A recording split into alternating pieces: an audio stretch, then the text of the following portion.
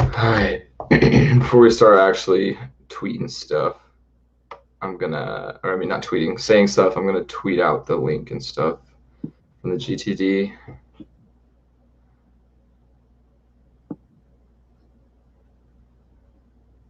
Going the Distance podcast.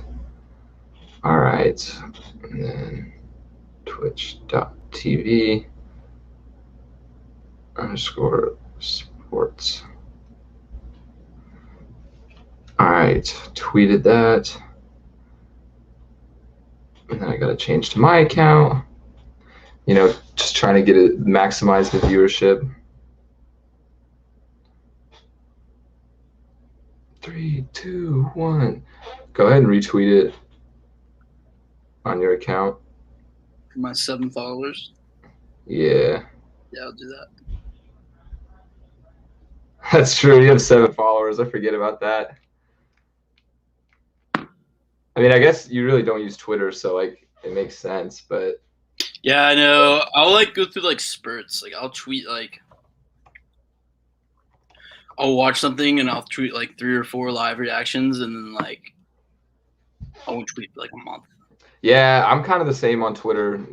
Twitter is, I don't know. I used to be my main social media, but TikTok is just taking over, which fuck TikTok. We'll get into that in a second. Alrighty. I think I'm ready whenever you are. Yeah, let me grab my hat. Go for it.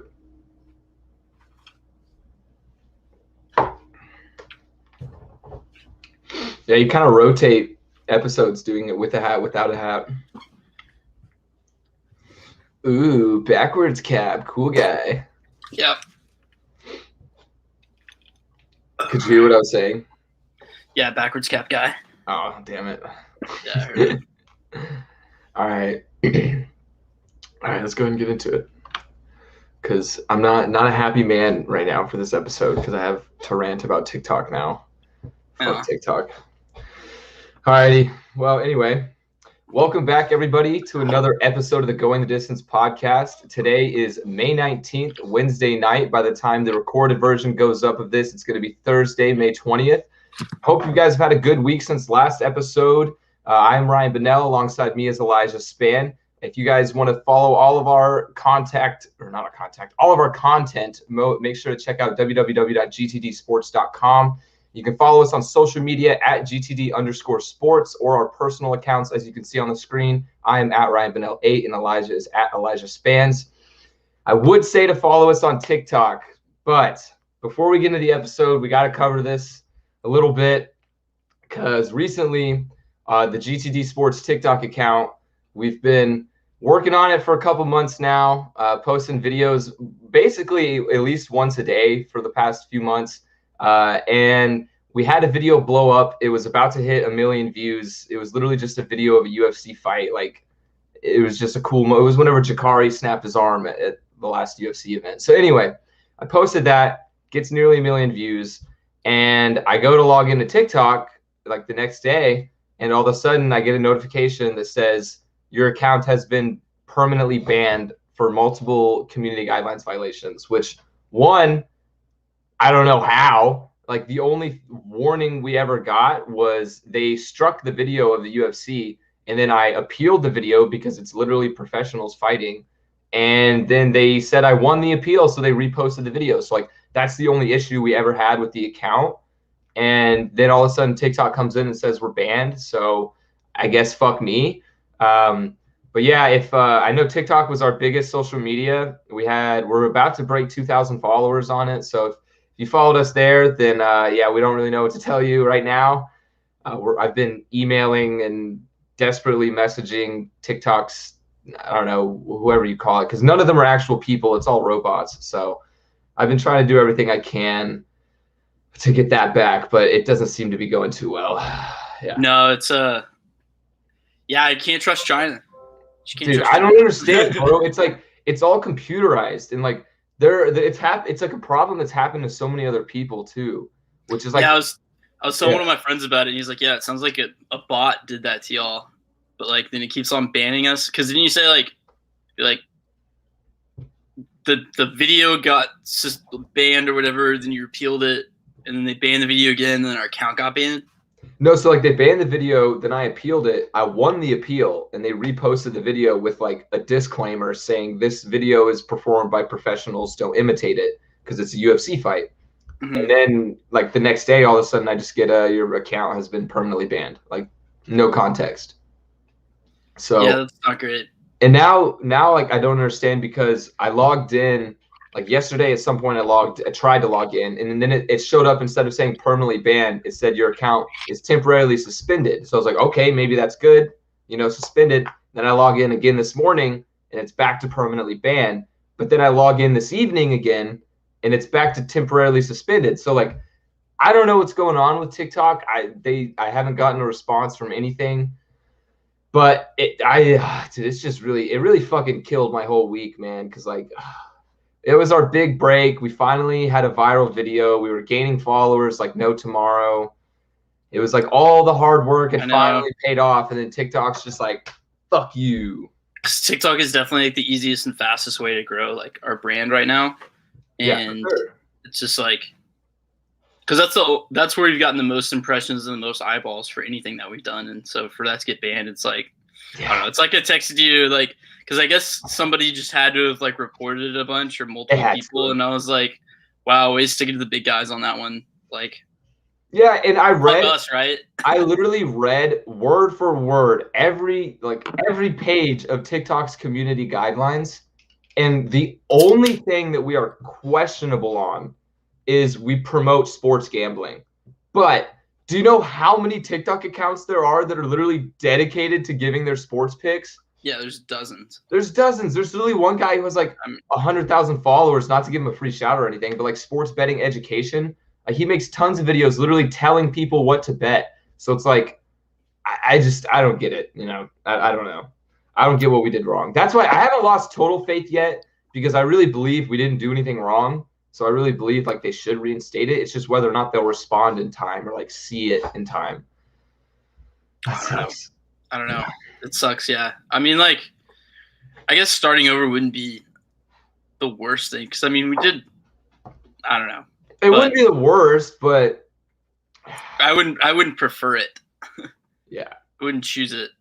Yeah, it wasn't fun, dude. Cause I would spend like, some of the TikToks would take me like an hour to make, bro. And then like, it's just so many. I did like at least one a day for a while, and like it's just so unrewarding. Like I have no desire now to restart the account if they don't reinstate it, because like, but I know that's what I need to do, because TikTok is like the best way to grow. And it's also frustrating because we just now were able to put in like our branding, like our links in the bio. We were able to plug our content and stuff because we hit 1,000 followers, and now fucking nothing. So yeah, in other news, not to start off on a giant damper, but that's just kind of been going on this week, and that's been really shitty. But other than that, Elijah, what have you been up to?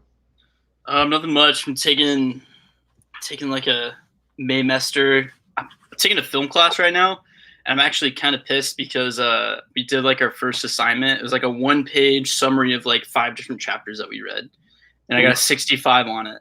Oh, that's fun. Yeah, and it's like, I like the teacher, I like the class, but I was just kind of like, dude, this is a Maymester film class open to non-majors. Yeah, they do try to, especially in Maymesters, they always try to just squeeze stuff.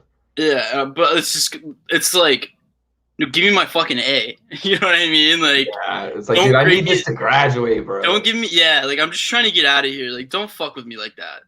Like, yeah, like, class. I got to take Spanish. Yeah, I'm taking Spanish too in July. Fuck that. Wait, I am too, actually. For Maymester? Oh shit. Wait, for July? Intermediate Spanish too? Intermediate Spanish too. Yeah, wait, I am too, yeah.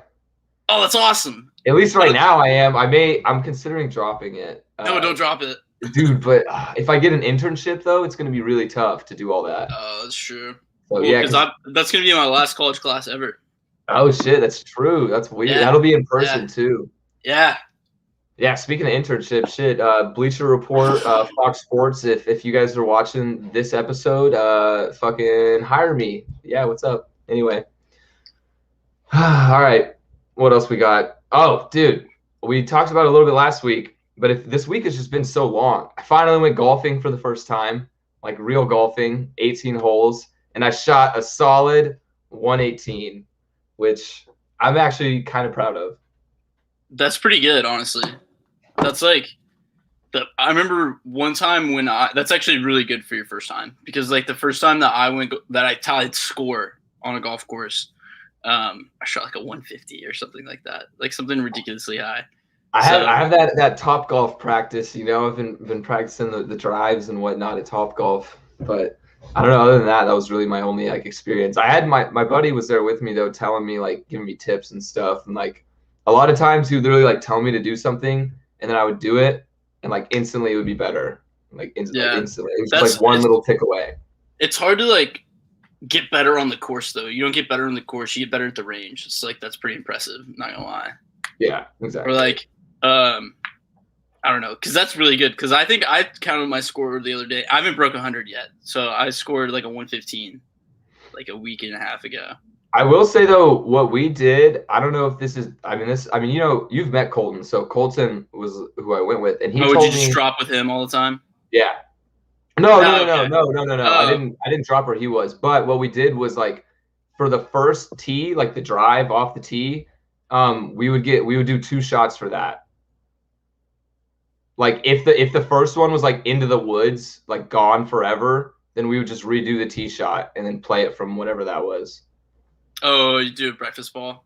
Yeah, so we did like or mulligan. 2 tries for the tee off, but then Colton told me that was normal. That's like what most people do with the course. So I was like, okay. If we keep score, we'll do that. We'll give ourselves like 5 mulligans for the day. Especially if we've been rusty, we'll give ourselves like 10 for the whole day. We'll be like, fuck that, give me another ball. Okay. And then because I mean, I can hit you always get a every now and then, but I can't. I'm not very consistent. Like it's like probably, I'd say like every 3 and 10 shots just go straight into the woods somewhere. Yeah. That's how. That's just how it is. It's a super hard sport, but it's like that's what makes it so great too. At the same time, is you can dedicate yourself about like being good to get good and like dedicate your time and like to see your improvement. Like where I am now to where I was when I first started is like significantly better because I can actually swing a club. But I still am very, very bad. I still can't break 100. But like even then, it's cool. It's fun. It's also just fun. Especially on the car with a few beers. Yeah. It's fun to whip around on the golf cart. It's fun to drink beer during the day, hang out with your friends. Like it's all part of it. Yeah, it's just an excuse to drink beer, really. That's how most people get started, and then some people, get bit by the bug and they get addicted to it. And that's kind of what's happening to me. I'm like, shit, I want to go again already. Like, I'm ready to go another day. Yeah. Oh, when I first went, I got bit by the bug hard. I was like, you mean like every day? Well, not every day, but I was just like consumed by like golf content from that point. Yeah, that makes sense. I'm hoping that it'll maybe get me more into PGA because like I've already been keeping up a little bit more with like the tournaments and whatnot. Which, speaking of that, we're gonna talk about this a little bit more next week probably. But Colonial is not this weekend, but next weekend, the Charles Schwab Classic. I'm pretty sure go. I would love to go, but it's like $200 for an entry. Oh shit! Okay. Yeah. Damn. I would love to go. I talked to my mom because she has connections with some people that could get tickets, and I asked her if she could squeeze me into the Colonial, but she hasn't said anything about it since. And that was a while ago, so I don't know if I'm gonna be able to get to go to that. But I'd love to see the Colonial because I've never actually seen it, but it's definitely like our best golf course in the area in the DF. I don't know if it's better than anyone in Dallas, but like for Fort Worth, absolutely. It's on the tour. Is there anything in Dallas that's on the tour? That's what I'm trying to think. I don't think so. I think it might be the best course it might be the most renowned course in DFW because Colonial was Ben Hogan's main course. Ben Hogan. I'm trying to think. He was a famous golfer way back in the day. Okay. And he was born in Stephenville. Yeah, I know Stephenville. I think he was a golfer in like the 50s or 60s, but he was really good. That's probably why I don't know him. Yeah. Yeah. So that's the reason why why the Colonial is a tournament every year. It's because that was where he loved to play, and that was his country club, I guess, because he resided here in Fort Worth. Yeah, I also saw like the odds were posted, and I didn't really look into it too much, but I saw Tiger Woods is playing. Like Tiger Woods has odds posted. What? Yeah, I don't know if he's playing, but he has odds posted on the sports books. So like for the Colonial? Yeah, that's why I was super confused. Like I saw that and I was just like, I mean, I don't know any other golfer that's named T. Woods, so that's just what I saw, and like I was kind of shocked to see that.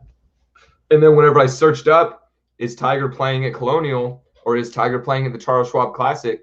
The only like information I could find was from 2020, not this year. Mm. So I have no idea. I think that might just be something that the books just kind of already had plugged in, and they just. Or yeah, I don't know. I don't know. Yeah, I mean, we'll probably get an announcement or something. Like we'll figure out later on that. I don't know. I mean, we're talking so much about the Colonial, but the PGA Championship is this weekend. So yeah, it's true. I mean, a major. I don't have no idea who's going to win it, but you know. Rory McIlroy is favored to win. He's 12-1 odds. It was so crazy that he has already came so far so fast, because like at the Masters, people were saying like he's like a lost cause right now. Like he needs to completely like tear down and rebuild his entire mechanics, is what they're saying. Because like he was like I don't know, something was going on with him. He wasn't performing, but he switched coaches like right before the Masters, and then didn't do well at the Masters, and people were like, oh shit. And then he won Wells Fargo, and so now he's back to being scared of Rory, I guess. Yeah, like it seems like his career, I mean, I'm no golf expert, but just from what I know about Rory, it seems like his career kind of went like up, up, up. He's like the pinnacle of golf, and then all of a sudden down, down, down, and then it's a little bit back up now. It's like on the climax again, or on the hill up. Yeah, he's done some, I don't know, because like he tried to add on weight and be like DeChambeau for a little bit there. Oh, interesting. Yeah, I feel like that'd be hard to control, I feel like, as a golfer to some extent. Yeah, but he didn't need to, is the thing. Yeah, I mean, that's what I'm saying. That's what I meant, is like the control. I mean, like, not so much as having that body type, but I mean, like, switching, like, kind of, what's the word I'm looking for? We just wanted more mass to get more length with the ball. And, like. Yeah, but then you got to, like, adjust your whole everything with that, I feel like. Yeah, and Bryson did it over, like, span of, like, 2 years. And Roy was trying to do it quick. Yeah. So that played into it a bunch. But all these guys are like trying to be like Bryce, but like Bryce has only won one major. What was it?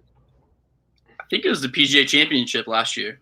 Oh, okay, shit. In like September. Yeah, that Masters, ever since I watched the Masters tournament this year, it's definitely just got me kind of just to where like I want to know who's doing what and everything with golf. I probably won't watch like the whole PGA Championship, but I will tune in, which is something that I used to not be able to say. Yeah, I'm gonna put it on for sure. I mean, like I'm not gonna intently watch it like I did the Masters, because like. Yeah, it's different. Yeah, I mean that's kind of what I've been doing with like baseball lately. Is I've just kind of been having baseball on, like if there's like a good game. I don't know. I went to a couple of days ago. I went to the Yankees Rangers game. And so I don't know if you saw during the game, but Joey Gallo was rounding. Did you see him trip, bro? Yeah. Yeah. So if y'all didn't see it, Joey Gallo was rounding first base, going for a double, and he tripped on the first base and like literally straight on it and fell into the dirt and had to run back to first. He was safe. He was fine. But the next game, his teammates surprised him with like crime scene tape around it and like a body outline out of tape. It was pretty funny. But yeah, that's not all that's been going on in baseball, though. There's some. I did that in high school. Oh, really? I tripped over first and crawled back to the bag. That's funny, bro. Just like you did. I've done that in high school, yeah. I mean, as long as you're not out, like, who cares, A lot of people cared. That's true, because then you would have been in scoring position. Like, no, I just got shit for it for a long time. But it's fine. Put that on your high school huddle highlights, bro. Link in bio, Uglass. Yeah. Yeah. God, dude, I remember that. I remember, dude, like huddle highlights and all that stuff. There was one year I played basketball in high school, and like me and my group of friends, I was a sophomore, and like we just fucking didn't play. And we were like, dude, you know what we should do? We should make a huddle highlight reel of our bench celebrations. Because we would like, we had these two dudes that were like athletes, like crazy athletes, and could do like windmill dunks and shit. And so whenever they dunk in the game, we were like ninth graders, so it was crazy. And like we would just be on the sideline, like somebody would do a hoop, somebody would be the backboard, and we'd like yam on each other. And I don't know, it was funny. We'd get electric, but you're like Monmouth. Yeah, exactly. Monmouth a few years ago. That's kind of what started it. It was literally like, I think it was that year whenever we did it, but I don't know what made me think of that. But back to baseball, because I want to talk about Yermin Mercedes and Tony La Rosa. Have you seen what's going on with this? Yeah. So, the reason why I don't get this at all is so like basically what happened is that Yermin, it was a blowout game. The game was over. The Twins put in a position player at pitcher, which is basically like saying, we give up on this game. We basically forfeit. It was a 3-0 count. The position player throws a 47-mile-an-hour fastball. Yermin fucking pipes it and hits a home run. Just dingers it. Yeah, because he's Yermin Mercedes. That's what he does. And Tony La Russa had issue with that. He says, you shouldn't swing on a 3-0 count. Take the pitch. Whatever it is. He had a lot of issues with it. He was upset. Yeah. And that's kind of been like one of the unwritten rules. Just don't swing on a 3-0 count. Blah, blah, blah. Well, like, the home run didn't matter. And then, like, part of the issue is, like, stats. If it was a young relief pitcher, that would fuck up his stats and his money in the long run. This is a positional player, so it doesn't really – I don't get the argument here that Tony La Russa is trying to make because, like, he's just like – dude. Yeah, there's no – it's dumb. Yeah, because I don't get it. Also, like, the unwritten rule of not swinging on a 3-0. Is that just because it was a position player, or is that an unwritten rule in general? It's kind of like – if you swing on a 3-0 and you're already up by that much, it's kind of like, fuck you. Like, what are you trying to do? Like, just take your sense if you're, like, up by a lot. But, see, what I'm thinking is if it's a 3-0 count and I'm down by, like, 1 or 2 runs, that well, they were up. I know. But I'm just saying, like, a different scenario. Say I'm in a 3-0 count. My team is winning by 2 runs, or down by 2 runs. So, to me, that 3-0 count is a free swing. Like, you swing on it no matter what, and you're still ahead of the count. Like, is that wrong? Is that just my ignorance of baseball knowledge? Like, I feel like that's a little difference, but I feel like that's just like a free swing. You'd still be up 3-1 if you miss. Well, the smart play is to take the pitch no matter what, because like if it's a ball, like then no matter what. But I think I don't really know why it's an unwritten rule. Baseball has so many unwritten rules you can't do. Like you can't touch the foul line you can't step on the foul line. You can't, all these respect things. It always has to do with pitching too. Pitchers are the biggest crybabies. The foul line, I get that one. That's like a superstition kind of thing. I feel like that's more like superstitious than it is in like unwritten rule. But like, yeah, I don't know. That's so weird to me. Like how I just think it's because he's old, honestly, Tony La Russa. And it's because he's old, and I think he's losing the clubhouse after this because like, did you see that Tim Anderson was in support of Yermin because like Yermin like said something on Instagram like, hey, I'm Yermin, I'm gonna do Yermin things, and Tim Anderson was like, we got your back, boy, or so, I don't know. He commented on it in support of him. Yeah, there was. Wait, go ahead. But like, La Russa was like, oh no, don't do this. Like this is awful. He's like, I don't know. It's acting like 9/11 happened. Like, God damn.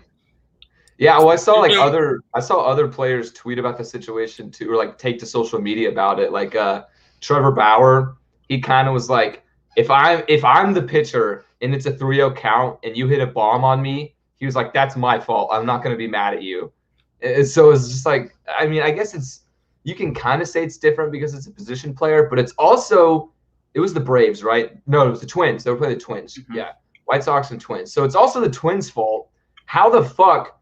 I mean, maybe, again, this might just be my baseball ignorance, but how the fuck do you run out of pitchers like that in a regular season game? No, they didn't run out of pitchers. What they did is they're saving relievers. They're saving their arms for a game that actually matters. Okay. Because a pitcher can only have like so many pitches, and oh fuck, the crunchy's loud. Okay, you're right. My bad. I'm hungry. I didn't eat dinner yet, so sorry.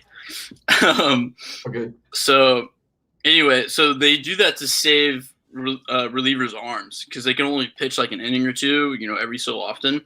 And if you're getting beat by 10 runs or whatever, then like, why would you just waste an arm like that for a game that means nothing when you can, if you put out, if you have a guy in relief pitcher in a meaningless game, and then the next game you might need him, but you already used them in a 10-run blowout, then you fucked yourself basically. So that's why they do that. Yeah, that makes a lot more sense now you put it that way. It's just so weird seeing like a position player on the mound because like I think about it and I always just think that the bullpen has so many pitchers. Like is there a limit for the MLB bullpen? Yeah. What is it, like 10? I don't know what it is, but there's a limit. Yeah, because you can have like only so many guys as bullpen pitchers, or maybe just so many guys as pitchers in general. That's why they usually stick with like 5, and the rest be bullpen guys. And then in the playoffs, it gets expanded. That makes sense. And that's usually for more bullpen arms. That makes sense. I've been learning a little bit about it from MLB The Show. Yeah, that's what I've been kind of. My God, that's probably, I haven't watched that many sports in the past like week and a half, maybe, because I've just ever since I got like Diamond Dynasty, that's literally all I've done. Yeah, you've been catching this work, bro. Dude, I think on Saturday I played for 10 hours straight. Yeah, I did that like the first couple of days I got it. Probably ridiculous. Like I went to dinner, like brunch with my family the next day on Sunday, and like I couldn't even like talk to them or anything because like my eyes just hurt so bad, and like my brain was all like kerfuddled just from like playing fucking video games all day, and I haven't done that since like probably the pandemic, probably since like mid quarantine when that's all I was doing was playing Modern Warfare.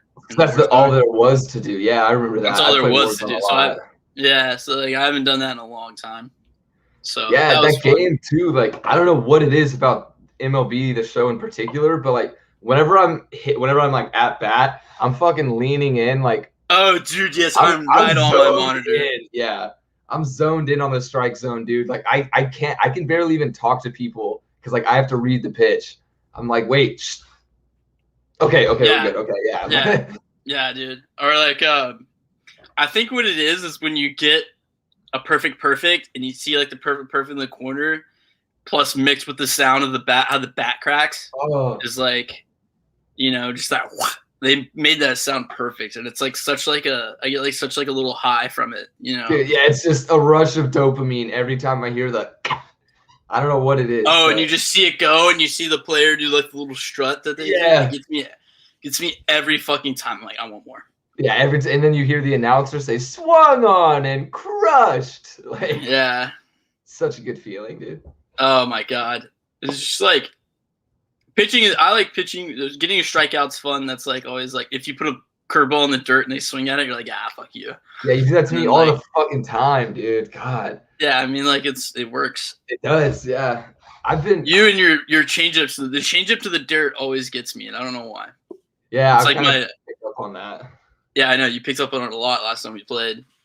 But nah, nothing makes me so more mad than that game too. Like I haven't gotten that mad at a game like screaming at my TV since like I don't know, fucking middle school or something. Like I would get pissed playing like COD and stuff, every once in a while. But like if I'm playing a match, like I'm like screaming every time I strike out because like I don't know, it pisses me off. Or every time I swing at a curveball or something in the dirt, I'm like, punch a hole through my monitor.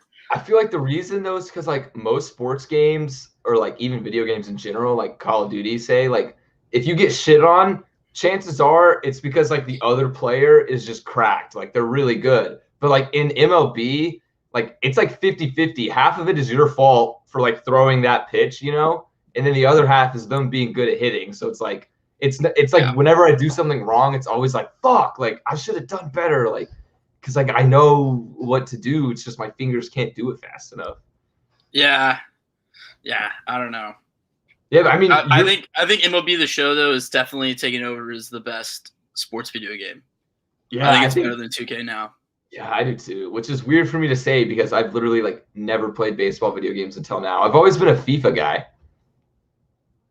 Really? Yeah, have you ever played FIFA?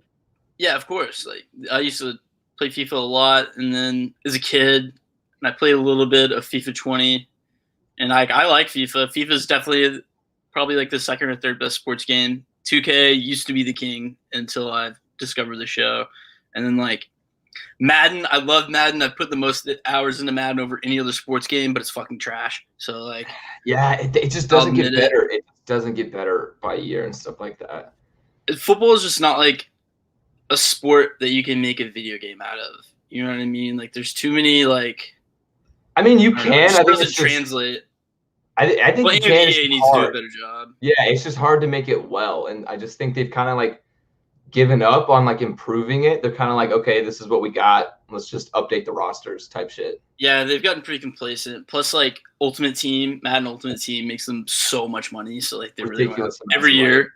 Yeah, so they really don't have any incentive to make it better or like franchise. Because like I'm a big franchise mode player. Like I love, taking the Cowboys and doing like a dynasty again, or like I'll pick like. Depending on whatever year it is, I'll pick like one of the worst teams that doesn't have a quarterback, and then I'll ship off every single 80 and above player they have and draft and do free agency with them.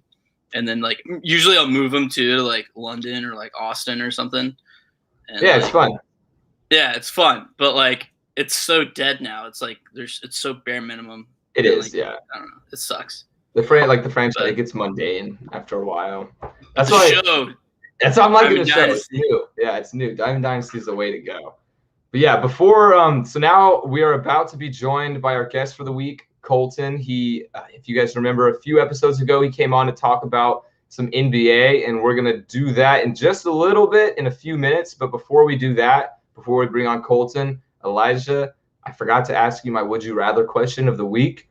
And so, without further ado, it's not so much a would you rather question. It's kind of like, what would you do? So, if your life is on the line, gun to the head. This was kind of inspired by your question last week. But anyway, so gun to the head, life on the line. You have to choose one of these options. Are you choosing, and if this happens, your life is saved, right? Are you choosing Clayton Kershaw in his prime, like best years of Kershaw's career, to throw 100 straight strikes, or Steph Curry to make 100 straight free throws, or last but not least, Adam Vinatieri to make 50 straight 40-plus yard field goals? And the reason I went lower on the field goals is because it's a little bit more wear and tear on the body. I mean, I guess you could say the same about pitching. But yeah, those are the options. So what are you doing? Okay, so Steph one time made 77 three-pointers in a row in practice. He is the best free throw shooter of all time currently. And I don't know. Pitching's so hard to control because if he's like actually pitching and not just throwing a ball into the strike zone, then like I think I have to discount Kershaw because like I don't know. It's so hard to control a ball. Like even you've seen professional players get loss of like their change up and then beam somebody all the time. So I think I'm gonna count out Kershaw and then Vinatieri. So many things could go wrong. So are we doing like with the field goal? Are we doing like the full process, like snap, holder, all that? Yeah, everything. I have to go Curry. Yeah, I think I would agree with that too. But it's just like 100 shots, and like I mean, he's a 90% free throw shooter career, but like I mean, technically that would only be 90 out of the 100. So I don't know. That's kind of tough. I don't know. I think you're right though about Kershaw. Hard. You got to discount Kershaw because that's so hard. Like even the best of the best can't do 100 straight strikes unless they're throwing it like 50 miles an hour, probably.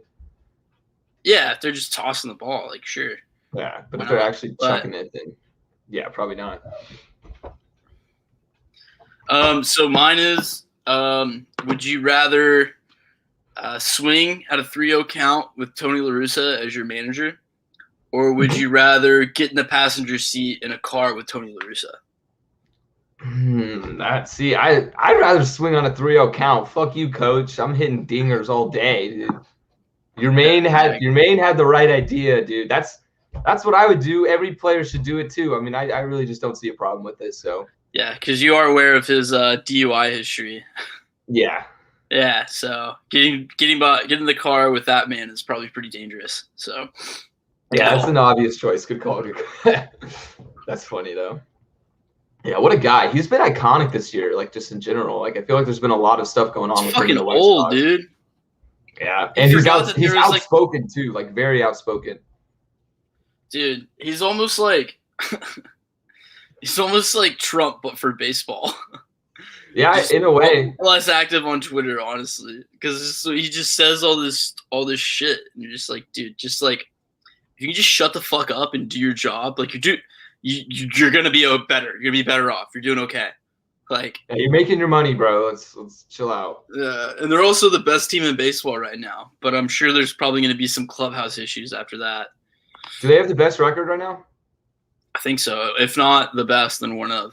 Yeah. I know the White Sox are up there. I mean, hey, that was my pick for the World Series. I got the Padres and the White Sox, but it doesn't look like the Padres are. I mean, they're doing well. They're just not kind of living up to their expectations. But Tatis has been injured for a while, so that's that. But I mean, it should be fine come playoff time. Usually, the best teams do. Like even the Dodgers had a losing streak there at one point, but that'll be fine. But yeah, moving on from baseball. This week, actually, literally right now as we talk, the play-in tournament for the NBA is going on. Last night, the Pacers beat the Hornets to claim, or I guess not to claim anything yet. They're moving on to the next round. And then the Celtics beat the Wizards to claim the 7th seed after Jason Tatum dropped 50 smackaroos on him.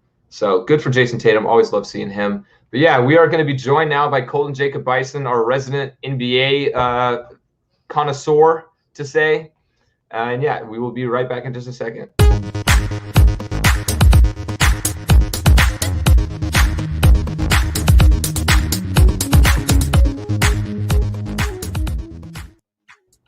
All right, hello. How are we doing, Colton? Doing well. What's up? All right. Yeah, I saw you chuckle whenever I said our NBA connoisseur. It's just how I got to do the intro somehow. Yeah, I like it. So, are you watching? Did you watch the play-in games before you joined at all? Like, have you been watching the one tonight? I ain't gonna lie, I wasn't really interested in the Grizzlies and Spurs, but hey. I wasn't super interested, but the Grizzlies -4 were my lock of the night. So actually, I'm gonna check on that right now and see. Yeah, the score is a little bit closer right now. Hey, 75, 79. Hey, I got -4. They're winning by 4. So come on, Grizzlies. I mean, they were up. It was a blowout earlier. Fuck. Yeah. Well, my reasoning was the Grizzlies have been hot. I mean, they've been playing well. Like they just beat the Mavs recently. I think they won their last 5 games of the season. You can't count out Pop, bro. Yeah, I know. That's the thing. Can't count that out. No, I don't blame you at all for not being interested in that game. Like, who wants to watch a game where the Spurs' best player is post-prime DeMar DeRozan? Yeah. So, I mean, hey, I think DeRozan's still a great player, but I mean, he's still good, but like that's the only person I want to watch on the Spurs. Literally, yeah. Well, who's their youngster? Keldon Johnson. Keldon Johnson's pretty solid. I mean, they have a bunch of like good. Patty Mills is still there. Patty Mills is a dinosaur, bro. DeJounte Murray is a good up-and-coming player. Derek White's decent. Like, they have good players. It's just not something I'm really interested in watching. It just doesn't feel like the normal San Antonio Spurs, like the normal Pop team. Yeah, because they don't have Tim Duncan or Kawhi or Tony or Ginobili. They don't have any of them anymore. So yeah, like honestly, I can't think of a single time period in my life where like the Spurs didn't have like at least one perennial All-Star. Yeah. Because I mean, DeRozan, you could say he's All-Star quality, but he's not like he's not like Kawhi or Duncan level. Yeah, he's not like the man. No, not at all. I'd say Aldridge was a better player than DeRozan when he went there too. But yeah, I forgot they had Aldridge. Like sometimes I don't know, this era of the Spurs, like they're just kind of like I don't know, they're just kind of irrelevant. I hate to say it, but like, Yeah. you just nobody really pays attention to them anymore because they're not winning. Like, and they've always been kind of like boring, I guess, out of the limelight for the most part because they're in a small market in San Antonio and all that. It's like they don't get a lot of attention from the national media unless they've won a championship that year, and even then, you know, it was hard to get for them. So like, without them post like superstar, you know, leaving them, then they've just been like almost completely irrelevant. Except when Greg Popovich makes a statement or does something or trolls the media or like, you know, says something super political. Yeah, Colin, did you see, do you remember, like, it was a couple weeks ago, but, like, the Celtics came back from down, like, 32 against the Spurs, and they ended up winning in overtime. Yeah. Did you see Popovich's interview after that? No, I didn't see that. Oh, my God. It was so funny. They asked him, there's like, so, Greg, like, you know, obviously that game didn't go how you wanted late in the fourth quarter. Like, you know, what do you think you could have done differently to prevent a comeback? And he goes, don't care. Doesn't matter. He goes, he's like, you don't want to talk about it? No. Like, he was just like, just dead face. Like, he wanted to leave. It was hilarious. But I remember that. Yeah. On the Spurs, and about, I mean, as I say this, it's about 15 minutes until the Lakers game starts. Yeah. So yeah, Lakers-Warriors. Lakers are favored to win by 5.5 points. Who do you have in that one? I mean, bro, obviously you have to go with the Lakers. They're defending champs. I just wonder two things. One, is Steph going to have a Steph-like game? Is he going to go off? And two, is LeBron and AD fully healthy? That's what I wonder too. Because like LeBron just rolled his ankle. Yeah, if LeBron and AD are like fully healthy, man, like I don't think there's any way that they lose that game. But if Steph goes off and then he gets enough like other people making shots, mainly Andrew Wiggins, who need to help him out, like I could easily see them winning that game. Yeah, I mean, even Jordan Poole just went off whenever they were playing all their backups. Jordan Poole played pretty well. Michael Mulder's pretty good. At least shooting-wise, they're pretty good players. Dude, it pisses me off that, like, the Warriors also have all these good youngsters because, like, they went from this all-star period, like, just 4 all-stars, and then now, like, they have such a bright future, like, which is not how it's supposed to work. Like, usually it's rebuild afterwards, and it seems like they're going to skip the rebuilding phase. They kind of got lucky that all their superstar got hurt last year, and now they got James Wiseman, who could be a really good player, and they've got like Poole, Damian Lee. Like they've got a couple of good young players too. Andrew Wiggins is still young too. Yeah, he just kind of didn't really live up to expectations though. I mean, he's also playing Minnesota. I'm gonna give him somewhat of a pass. I mean, hey, Karl-Anthony Towns is killing it. Yeah, Karl-Anthony Towns is a generational talent. Yeah, I'd feel bad for him stuck in Minnesota. I think he is. He's arguably it's literally like, as of now, it's like between him and Dirk is the best shooting like 7-footer ever. Karl-Anthony Towns is unreal. At least offensively, he's unreal. I didn't realize he was that good at shooting. He shot like 40% last year. He's shooting 40-something this year. Like, he's a really good shooter. Damn. I don't know. Well, Minnesota's just a tragedy of a franchise in general, though. So yeah, they just constantly waste picks. Yeah. Speaking of 7-footers that can shoot, though, do you see the Heat signed this guy named Amir Yurtseven? Hey. Yeah, watch out, baby. We talked about that the other day. He's taking over the league, man. 7-footer with a 40% three-point, dude. I'll see. Watch out, NBA. I should have worn my Luka jersey. He's gonna wear his Heat jersey. Oh yeah, you know, I was just kind of thinking in the spirit of playing, like, might as well rep the brand, you know. Yeah, I got. I'm actually wearing my Mavs T-shirt right now. See, that's what's up. Get that Heat shit out of here, man. Oh, fuck that, bro. No, let's talk about that though. Let's talk about Mavs and Heat. You know, we got 2 Mavs fan here, 1 Heat fan. You guys are the 5 seed. We're the 6 seed. How are y'all feeling about the Mavs' chances? Colton, I know you are pretty high on them right now, like at least like as a dark horse somewhat. So I mean, the Clippers would definitely be a bad matchup, but all I can point to is we should have beat them last year. I don't think they got any better. I don't think they did either. I personally think we got better, even though it didn't look like it for most of the season. After we got through all the COVID, all the injuries, even with KP being in and out of the lineup, we've played extremely well for like the last half of the season. Yeah. I mean, there was some growing pains, like getting rid of Seth and then adding Jay Rich. Yeah, and so Jay Rich. I remember that. I wish he would look better on offense. Yeah. He can shoot, we got him to be a 3-and-D guy. Yeah, and he's like a freaking mid-range and D guy. He has great mid-range. Which is weird because whenever he used to play for the Heat, he was like just a straight strapper, like 3 points only. He's just streaky, bro. He's like really, really inconsistent with his shot. I've seen Tim Hardaway Jr. has been going off for the Mavs. Oh, bro. Tim Hardaway, I love that dude. Yeah, he's a stud. He's a scorer for sure. I think probably late 20s, I think. Yeah, I want to say he's 28. Yeah, that sounds right. I think he's 28, 29. I think this series is easily going to go to 6 or 7 games, and that we have a good shot of winning. But beyond round 1, I'm not super optimistic, I will say. Honestly, I think we can beat anybody besides a fully healthy Lakers team. That's how much confidence I have in them. I'm not saying that's going to happen, but I think that's the only team that would we wouldn't have a chance against them. I mean, I would love that if you're right, but yeah.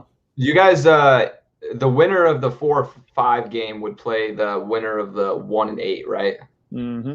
Okay, so probably the Jazz next round. So unless that's the not Lakers, that scary. But unless the Lakers lose to the Warriors, and then they win the 8-seed game, and honestly, if LeBron and AD are healthy, they're gonna beat the fucking Jazz. You're right. Yeah. The Jazz are a weird team. Like I can't pin them.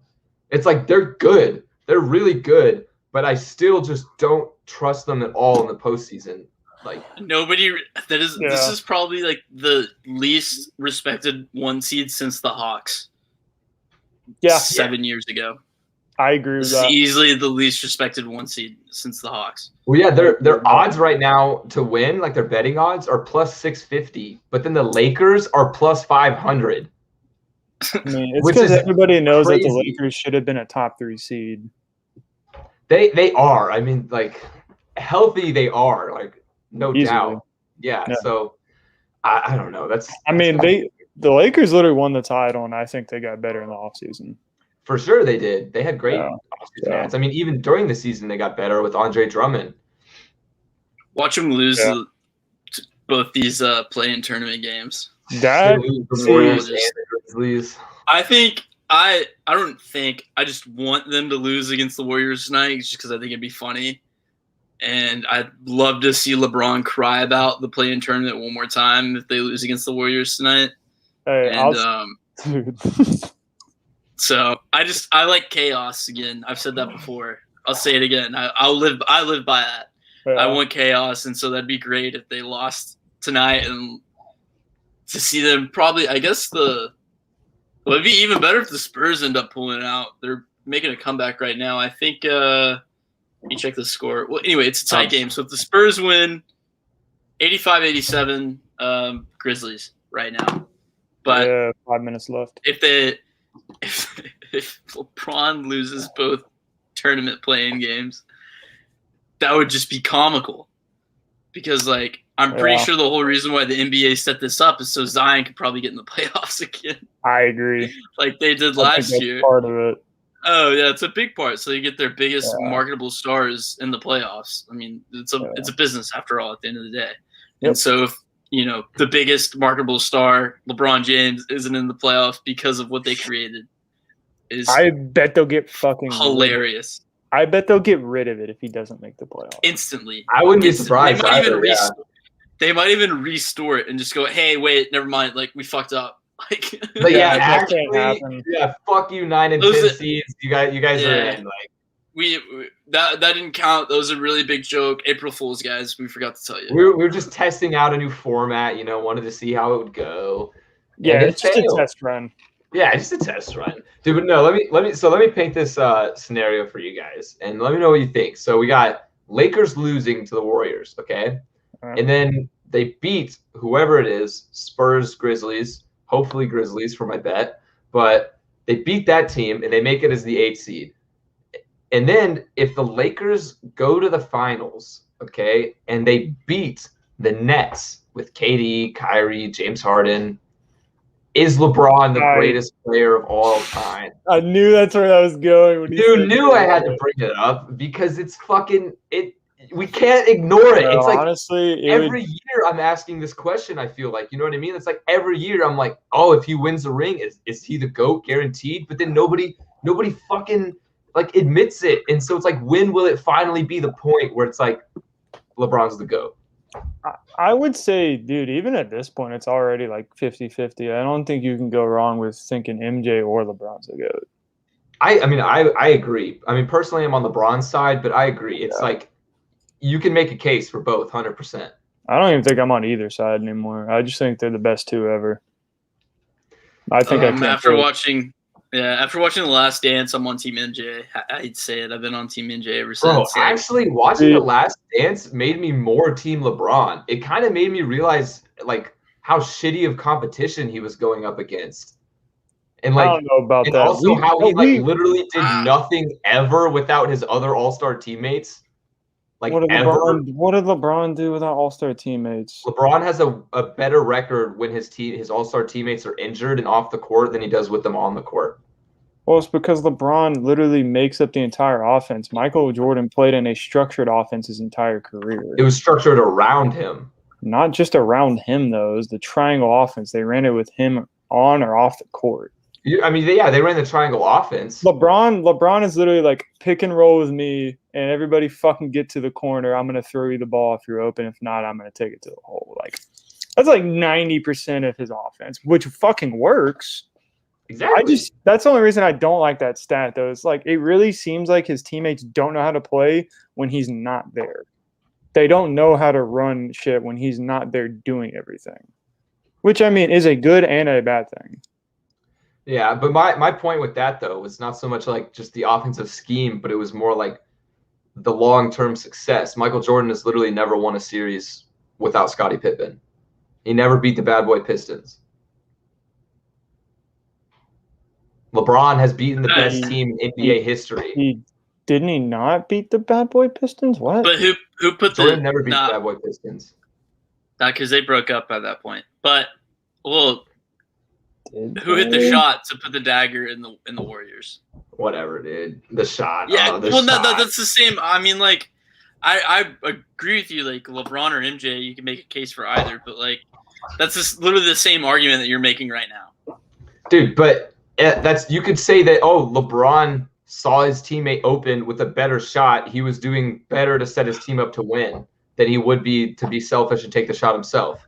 Well, MJ would have took the shot. You're right. And he would have made it. I don't know about that. So, to be honest, I think that's I don't like that argument either. Like, Yeah. I mean, I don't know. Like, yeah, he might have taken the shot or whatever, but like by statistics, LeBron's one of the most clutch players ever. No, yeah, he is. I don't know. I'm just playing devil's advocate right now. I know. Yeah, I got you. Like, I just don't like that argument though, because like, why would you not pass it to like a great 3-point shooter who's wide ass open rather than take a contested shot? That's just stupid in my opinion. Yeah, exactly. I mean, sure, the only thing I will say though is LeBron clanking those fucking threes against the Spurs when he was on the Heat, and Ray Allen and Chris Bosh did fucking save him. You're right. Nailed it out hard. I witnessed that firsthand. They should have lost that game. I'll never forget, bro. I'll never forget that game. I was watching it with my brother and my dad. We were on like our big TV, and like it was over. Like it looked over 100%. They were literally bringing the trophy out on the court, and I like walked out. I left the room, and I was about to be in tears. I was so mad. I was like, we just made the finals and lost. And then all of a sudden, I hear my dad and brother go, "Whoa!" And like I run back inside. I'm like, holy shit, Ray Allen made it! Like, and it was great. But yeah, LeBron did get bailed out by that. Yeah, we can't. My favorite part of that game is. Oh, sorry. What's up? Oh, you're good. You're good. Go for it, bro. Okay. My favorite part of that game was all the Miami Heat fans just walking out and then like trying to get back in, and they couldn't get back in because they locked the doors. Locked it, dude. That's classic. Yeah, like that's what you fucking get for not believing in our team. Yeah, well, exactly. Miami fans are like notorious for like not really giving a shit about their sports. They just show up for clout, almost like LA kind of. LA sports in general, really. I could see that. I don't know. I think the Heat, at least recently, like not to sound like cliche or cheesy or biased or whatever, but like that like hashtag, hashtag Heat culture. That's real. Like, I mean, the Heat have a very unique culture around the team, like the whole organization. I feel like it's just something different than any other NBA team, which I mean, sure, every team probably has their own unique thing, but just like as a Heat fan, I've enjoyed being in that community. I don't know. Well, Heat fans will just show up in the second quarter and leave by the third just because they live in Miami. Yeah, shit. If I lived in Miami too, I don't know what I would be doing. I might just go to the beach after. It's like right there. Exactly. But I don't know. So we talked about the Lakers kind of like AD and LeBron being healthy and whatnot. So I have like a few what if scenarios. And one of the main ones is, what if the Lakers never had injury problems? Are they the 1 seed? No, I don't think they're the 1 seed. Yeah, I don't think either. Like in the regular season, I don't think so. I think they're 3 or 4. Yeah, I could have totally seen them at 3, which would have been kind of an interesting matchup with the Trailblazers. Yeah, we saw all that play out last year. Yeah, but I think the Blazers are slightly better this year. I want them to trade McCollum and get someone different with Dame. Yeah, McCollum has been, at least from what I've seen, pretty inconsistent this year. Like it's either he goes off for 30 or you don't hear about him at all. I mean, dude, Dame is somewhat like that too, but it's redundant at this point. They have like almost the same skill set. They need to get someone that I think they should try to get an elite wing and trade McCollum. That's just my opinion, because the best they'll ever do is when they got to the conference finals a couple years ago. I just don't see them doing anything else. I'm trying to think who they should trade with. Like nobody really comes to mind, like right off the bat. And trade for Kawhi. He doesn't want to stay in LA. They're gonna lose the Mavs this year in the first round, and they out. Do you think Kawhi's gonna leave? If they lose in the first or second round, I could see him leaving. Especially since Paul George is there forever. Kawhi's a merc. Playoff P, bro. Much. Yeah, playoff PP. I agree. Yeah, that'll be interesting to see. Well, so another what if I have. I mean, this one is kind of a little bit redundant because it's over and done with. The Hornets are already eliminated. But another question is, what if LaMelo Ball was healthy the entire season? Would the Hornets even be in the play-in? They would definitely be the play-in. Yeah, I think they would probably have been like the 8th seed though, instead of the 10th. Yeah, I could have seen. Yeah, I guess that's a pretty big jump from 10 to 6. Yeah, they're a fun team to watch, man. I tuned in a couple of Hornets games just because I like LaMelo, and I put in a couple of prop bets on them and other Hornets players, and man, they're fun to watch, and I like where they're heading. Their trajectory is definitely up right now. Like they're almost like on the border of like, if you're a basketball fan and you haven't seen them play, then you need to. Yeah. Have you seen their announcers? They're right there, but they're on the border of must-watch TV. Have you seen their announcers before or like listened to them? They're hilarious. Yeah, it's Del Curry, right? Dude, wait, is it? One of them's Del Curry, I'm pretty sure. I don't remember if he does commentating, but I know he's a part of the like crew. I don't know who exactly it is, but like the guy or the audio clips that I've heard is like, it'll be a clip of Terry Rozier going in for a dunk, and like the announcer's just like, "Oh my god!" Yeah, bro, they get hyped. Terry, like they're just screaming, dude. It's honestly it makes it so much better. Yeah. Oh, I was gonna say though, to change your what if Hayward and LaMelo were healthy all year, I think they could have been a 6th seed. That's a good point. Yeah, I was kind of going with the big name there, LaMelo, but if that's both healthy. If they're both healthy, I think they would have been the 6th seed, possibly. Which is so weird to think. Yeah, I just looked it up. Del Curry is their color commentator, so that means he's probably the guy that's going. That's awesome, bro. Yeah, that's funny. That's my dream. I just want to be, on a broadcast just screaming, "Oh my God!" like at the top of my lungs. Mike Greenberg, the bang. Yeah. I want to say, I think my favorite, like, hearing someone from like highlights and stuff is probably the Clippers announcer back in the day with DeAndre and Blake Griffin. Oh, Lob City. Yeah, bro, that dude, I don't know who it is either. He was so funny to hear. Dude, sometimes like just their like the electricity or like their voice, it just makes the moment so much better. Yeah. Which I like. But so my next one I have, moving on from the Hornets. The Celtics, they already won their game, but kind of along the same line, I guess. What if the Celtics never had injuries? I think that'd be a little bit higher, but I think that'd be out of the play-in. Yeah, I do too. Because I mean, they were the 7th seed, so like, that's what I'm saying. It's like where do you think they I don't know. They just kind of underperformed all year. I feel like even when they were healthy. Tatum's inconsistent. Yeah, Tatum's going off. He's doing. He's turning himself one of the better players in the league. But like, I don't know. I think the Celtics are one of those teams so far that have just been like, ESPN like always makes them out to be like, oh, like, this could be their year. Like they're going to be at the top of the East. Like, could they make it to the finals? And then they're just not going to do it. And I don't really see them doing it anytime soon. Yeah. I think it's just crazy that they've made the conference finals through the last 4 years. Like, I'm just surprised they haven't made the finals at least once out of those years. Man, they got fucked up by the Heat last year, That was a close series. It was a good series. Let's not forget. It was 6, okay? It didn't go to 7. It was 6. But that was a good series. It was good. It was definitely better than the Bucks series, surprisingly. Yeah, and their series against Toronto before that, Boston's was a really good series too. Yeah, it's also weird to see Toronto just like fall off like this. Because I mean, they still have a good team.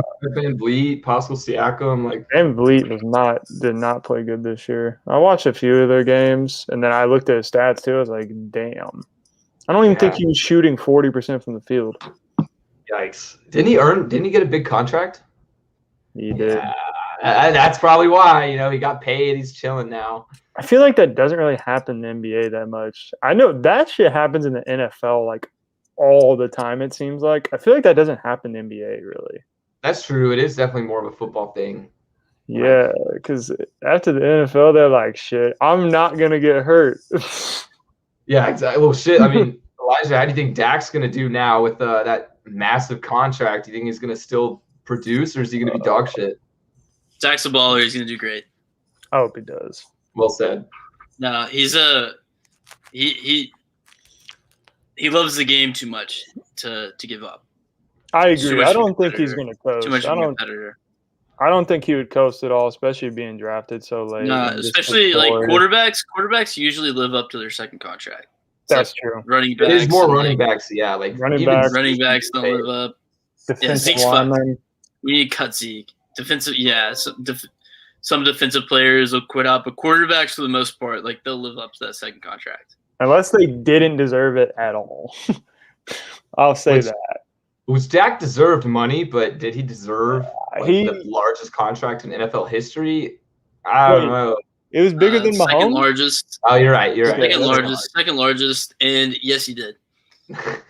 Okay, all right. Well, I guess he does. Can't argue with that. Second largest. He knows how to handle the pressure of being a Cowboys quarterback. That's immense pressure.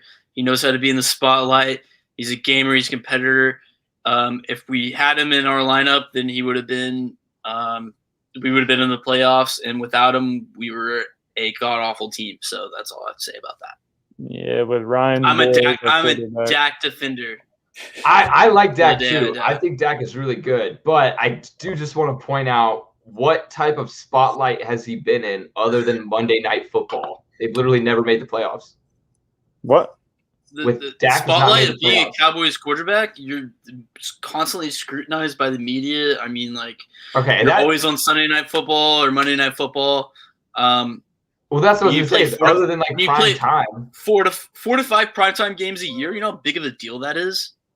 It is a big deal, and it's also. I mean, other teams don't get it. The Bills got like their first primetime game that wasn't Thursday Night Football in years last year, and it was a huge deal for Bills fans. So like, and we get 4 or 5 of those a year. And like Bullshit. when you're watching, the whole nation is watching it, and you know it when you're playing.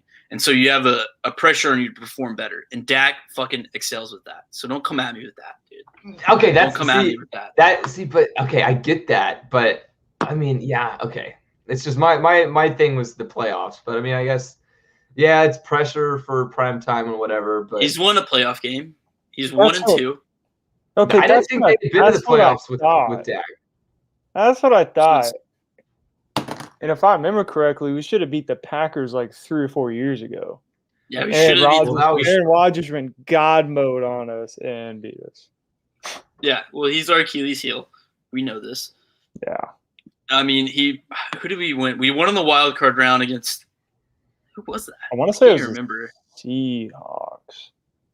Yes, you're right. You're completely right. So we beat the Seahawks in the playoffs. So if anyone has a pressure situation, it's definitely Russell Wilson because he's fucking choked in the playoffs the past 5 years. And then we lost against a very good Rams team that went to the Super Bowl. Yeah. And we haven't made the playoffs since because we went 8-8 with Jason Garrett because Jason Garrett legend was doing Jason Garrett things. Legend. Very mediocre. Ryan, no. Dude, he's iconic, bro. And then he got hurt. 8-8. Yeah. So no, he doesn't have a playoff problem. I mean, MJ didn't like win in the playoffs until his late 20s. You know, so like, don't come at me with that. Don't come at me with your Dak slander. No, I'm not slandering Dak. I'm all for Dak. I like Dak. You know, I don't like the Cowboys, but I like Dak as a player. I think it blows my mind whenever Cowboys fans were like trying to cut him and stuff. Like they were literally, whenever he wanted his big contract, they're like, "Oh, just get rid of him." It's like, dude, that's your franchise quarterback. Like, oh, that's the dumb part of our franchise. There's a lot of them, but you know, that's any franchise. Yeah, exactly. But okay, sports team. Not to get off topic though. Let's move back. Let's shift back to the NBA playoffs. So that was supposed we went way off though. We went way off board with that. I mean, you know, whatever happens, happens. But we did some what if scenarios, but now let's talk about some dark horse picks. Like everybody, you know, of course the Lakers are up there, and like what else? Some other teams that are favorited, like Lakers, I said plus 500, Jazz plus 650. What's wild to me is the Suns are plus 1,600. That's kind of disrespect in my opinion, but whatever. So personally, my dark horse team, like not to win it all per se, but to like really shake things up, or I guess, yeah, just shake things up, is the Portland Trailblazers. I don't know why. I love Damian Lillard. Everybody should love Damian Lillard. If you don't, fuck you. No other way to say it, but I don't know. I like the Trailblazers. I wouldn't mind seeing them beat the Nuggets. I think they can compete because especially after the Nuggets, you know, lost Aaron Gordon, that's kind of tough. So I don't know. I think they could do something. What about y'all? Well, I didn't even see that. They lost Aaron Gordon? Nuggets? No, not Aaron Gordon. Jamal Murray. Oh, I was like, damn. No, yeah. If they had lost Aaron Gordon, that'd be bad. Yeah. Sorry, Jamal Murray, yeah. Honestly, I feel like Jamal Murray is not as important as people make him out to be. Dude, but in the playoffs last year, he was. Yeah, okay, but if it's because him and God, why am I blanking on him right now? The Jazz player, 45. Donovan Mitchell. Yeah, they're yes, snapping. thank you. Sorry, they went at it. They had their little like rivalry of who could. That was awesome, dude. Yeah, that was awesome. But I think Michael Porter Jr. is better. Yeah, maybe. Really. I think he, at least what he's showing now and the potential he has, he's going to be better than Jamal Murray. And I don't know, since Jamal Murray went down, he has been snapping. Better than Jamal Murray was doing all year scoring-wise. And he's a good rebounder, and he could be good on defense in the future. He definitely has potential, yeah. He's a good youngster for sure. He's already a better shooter. There's no question in that. I mean, he was the number one overall prospect a couple years ago, and he could have been the number one overall pick, but he got hurt. Yep. And then 100%. What did the Nuggets get him at? Like 13 or? Yeah, somewhere in that range. You got him in the mid 10 to like 15 range-ish. Yeah, so it like, was somewhere in there. Steal. Yeah, late lottery pick with that amount of talent is kind of crazy. I mean, dude literally just pulls up. He's like 6'11", just pulls up, shoots in people's face like it's nothing. I gotta watch some more Nuggets games. And I've he's only seen Porter play a few times. And he's shooting like 50-40 splits.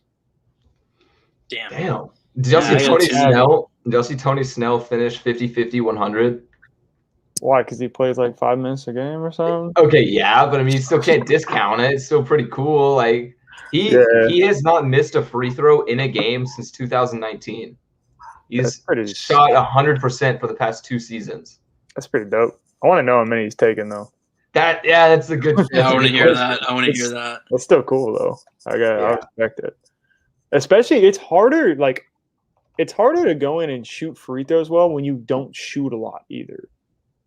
That's true. Yeah, you're not warm. Yeah, it's a lot harder because you see like good shooters that don't go to the rim often, and you like I look at it before. I'm like, how is this dude this good of a 3-point shooter, a good shooter in general, and he shoots like 78% from the free throw line? Then I go look, he averaged like 1.5 a game. I'm like, oh, because he never shoots them. So last season, he averaged half of a free throw attempt a game. Okay. And then so like probably 30 last year. This season, he averaged 0.2 free throw attempts per game. So he's probably shot like 40 or 50 of them. Yeah, so literally in 20% of games, he had one. Yeah, so I mean, still, it's impressive nonetheless. Yeah. It's just not as cool as it could be, I guess. All right. Dark Horse, though. I want to talk about your Trailblazer pick real quick. I think they have a very good chance against the Nuggets. They have good matchups. They have Nurkic to go against Jokic. He should be able to at least play good against him. Obviously, Jokic is going to be better because he's a freaking MVP. Guard-wise, they have no one really that can match up with Dame and CJ whatsoever. That's why I was thinking, like, I don't think anybody can guard Dame, really. Covington can guard Porter. 100%. 100% can guard Porter. They have Aaron Gordon's not a great offensive threat. I don't know who Aaron Gordon's really going to like be out there to guard because they don't really – I mean, I guess Aaron Gordon guard Melo when he's in the game. Yeah, but I mean, other than that, like they don't have any like big wings for Aaron Gordon to guard. So he's kind of like necessarily yet. He's not necessarily going to be used what he's actually there for, which is to guard LeBron and Kawhi and Paul George. That's big what boys. They got him for, basically. But I mean, they honestly have a really good matchup against them. They have Nurkic who can at least kind of slow down Jokic somewhat. They have really good people off the bench. They only play like 3 or 4 players now, but they got Melo, Cantor, and the other dude. They also have Norman Powell on who they got. I think he's a pretty good player. Yeah, he's decent. They match up. I say they match up well with them. That's why I like them. Yeah. I think they may win the series. Yeah, they honestly could. Now that I'm thinking about it more, but I just don't see Michael Porter Jr. and Jokic not going off and winning them the series at the same time. When is the MVP award announced? After the season. Okay, because do you think Jokic is going to win? I don't even think it's close. Dude, that makes me very happy because our first ever podcast episode. I shit on that pick. I picked Nikola Jokic to win MVP, and he was like, "What the fuck?" And I was like, "I don't know. I just have a feeling." Wow, dude, let's fucking go. He was my first overall pick in fantasy, so I'll take it from that. Yeah, I would do that too. So that's a good idea. I haven't played fantasy basketball in a while, dude. I always lose track of it. Yeah, I stopped looking at about 2 months ago. It's not very fun. No, it's so much harder. Yeah, anything that isn't fantasy football, like you're like, fuck yeah, like this is dope. Why don't I do this more? And then like 2 months in, you're like, I don't care at all about this thing. Because I tried. It's every day. It's constant. Yeah, I've tried it all. I've tried fantasy basketball in one season that lasted about a week, and then I tried fantasy baseball. Absolute worst. It's every single day.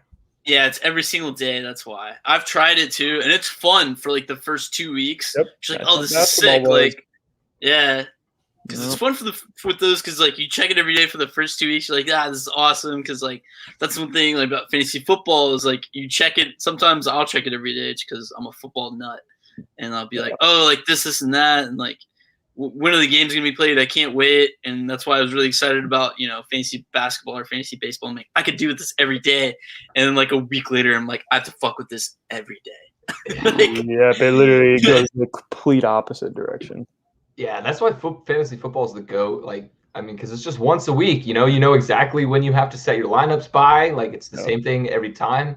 Yeah. I mean, I think that's also kind of why football like sells out crowds more than the NBA and the MLB, just because like once a week. Yeah, it's once a week. I mean, the NFL, they only have 8 home games, or I guess now potentially 9 with the new schedule, and so like stupid. Yeah, I agree.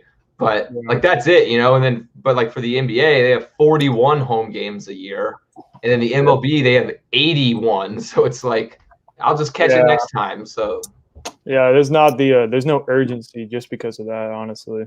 Yeah, exactly. So we talked about my Trailblazers pick. Who's y'all's dark horse to shake things up?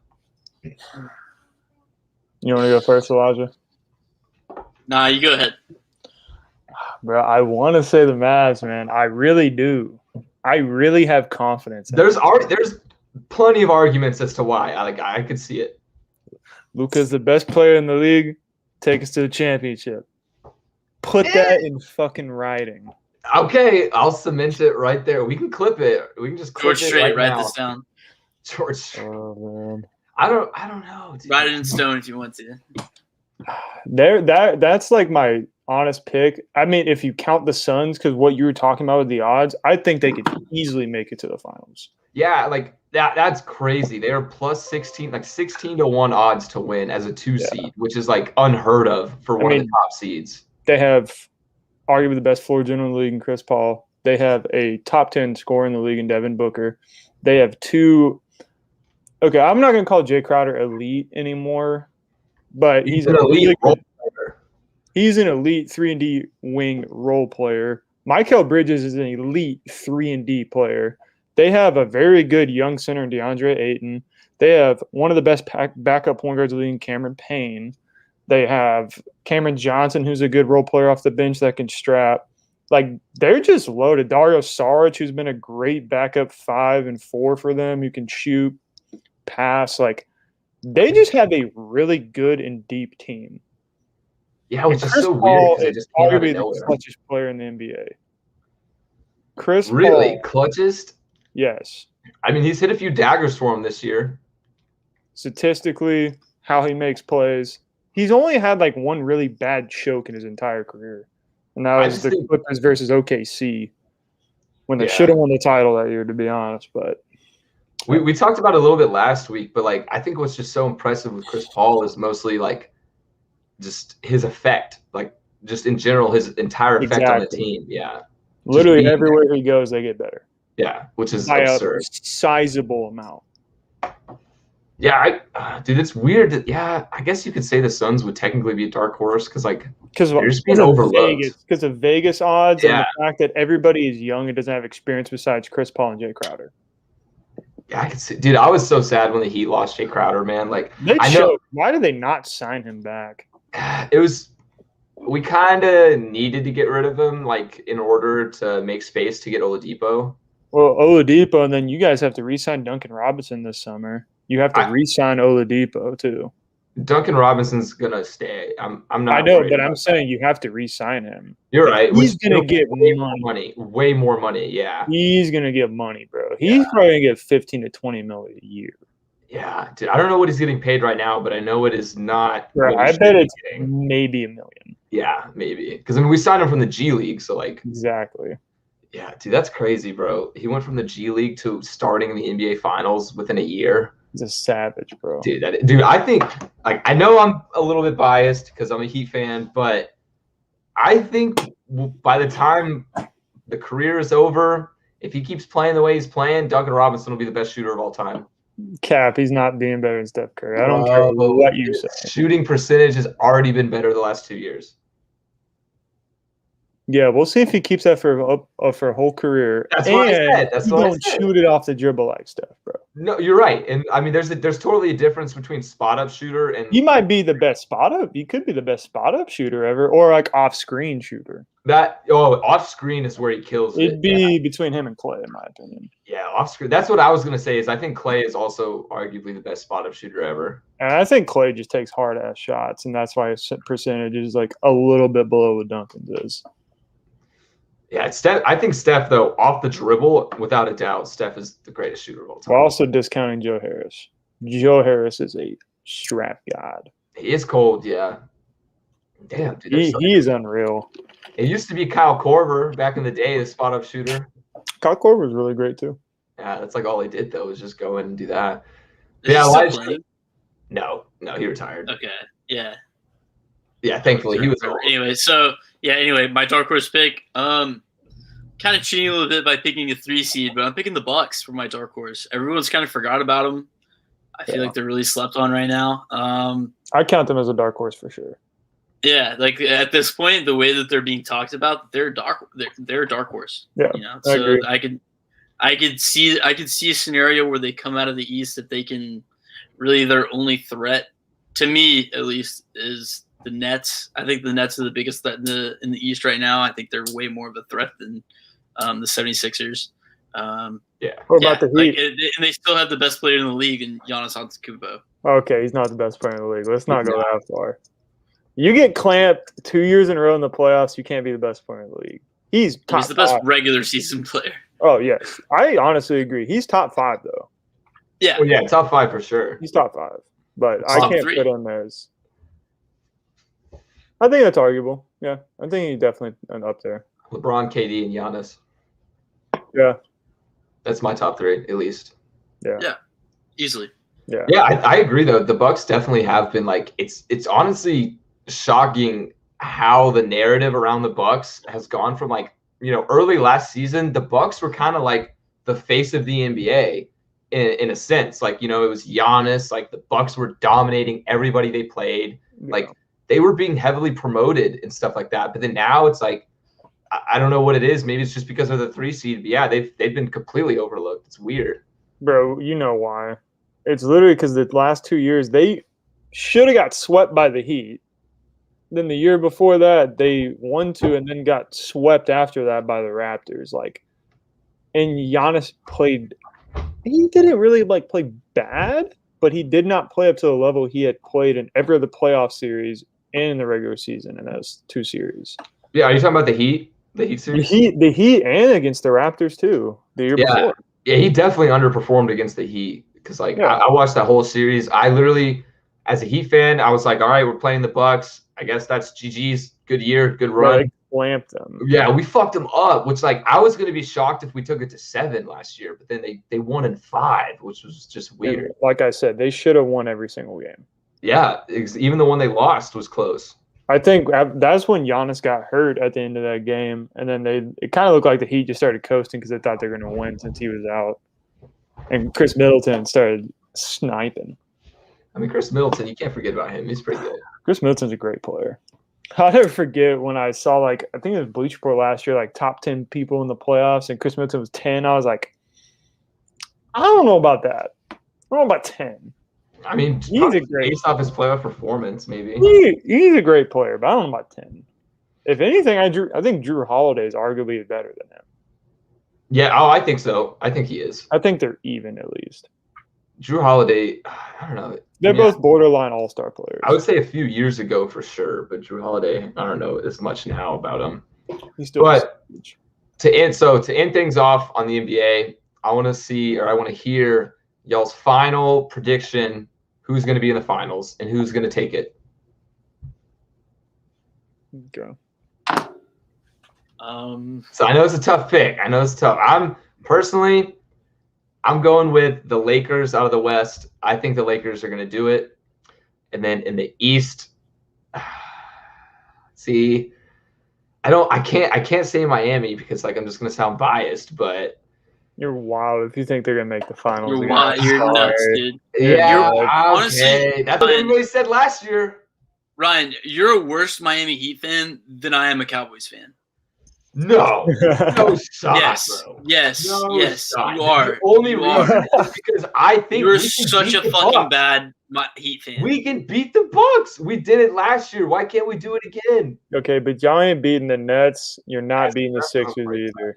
So realistic pick, I'm going Lakers Nets in the finals, and I got the Lakers winning it all. Okay. What Well, about you? I'm gonna let you go next, bro. I got to think. Give me Nugs Nets, and I'll take the Nets. Nuggets. Oh, wow. Okay. Oh yeah, Ryan. Who'd you say was gonna win? Who's gonna win? Lakers. Okay. It's purely Yeah. because I'm a LeBron Look. James writer. That's why. Oh, I know. This is I'm the obvious. West. The West is wide open right now, It is. and That's why I can't pick the Lakers, bro. I don't think LeBron and AD are healthy enough. yeah, they're not. They're not going to be feel like they're 100%. hiding Just stuff.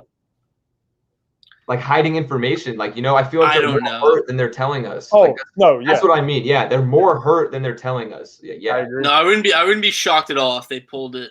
If they pulled it off, I wouldn't be shocked at all. But No, but it just seems like they're too hurt, bro. yeah, that's what it seems like. And if they weren't, and the thing that concerns me is the amount of games that they lost when they were gone. Yeah, like And their team is full of great role players, but they're not. They don't have other superstars. We got a comment here saying LeBron was hella exaggerating his ankle injury. Dude, Okay. I would not be surprised if he To be exaggerated honest, I it. think for the LeBron narrative. did, but I don't think AD is. No, I don't think AD did at And all. they need AD fully healthy too.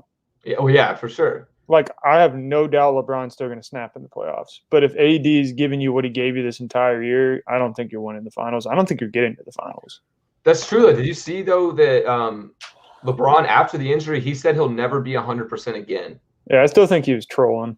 That's he's gapping. He probably said that just so he can come out and drop like a 40-point triple double, and people are like, "Oh my God, LeBron did this after an injury." Like, I was watching a YouTube video about this guy talking about it. LeBron always does this shit to try to make himself like the underdog, bro. And I fucking agree. When you look back on it, he just like always wants people to count him out, give him like extra fuel, and then he just fucking goes off.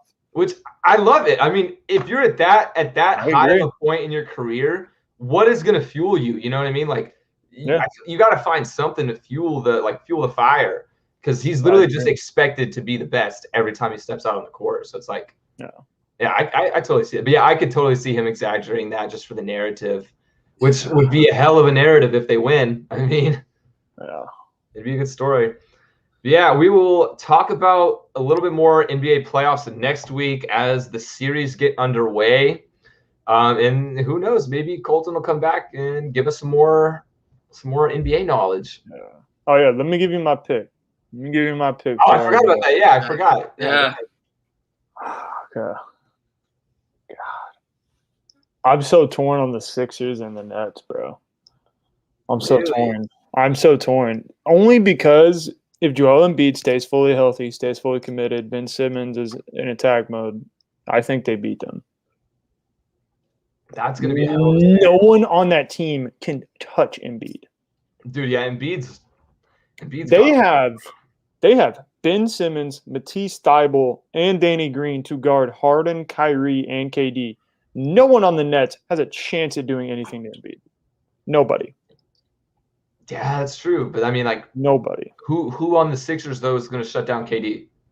Ben Simmons can't shut him down, but he will play amazing defense on him. Ben Simmons is arguably the best defender in the league. He's then definitely one of the best. Matisse Thybulle, who's one of the best defenders in the league, to guard Harden. And then you can switch him and Danny Green to guard Harden and Kyrie. They have the best. I mean, I'm not saying Danny Green's great, but he's a good defender. Yeah, he's all right. He's good. You have two elite and then one pretty good defender to throw at three of the best scorers in the league.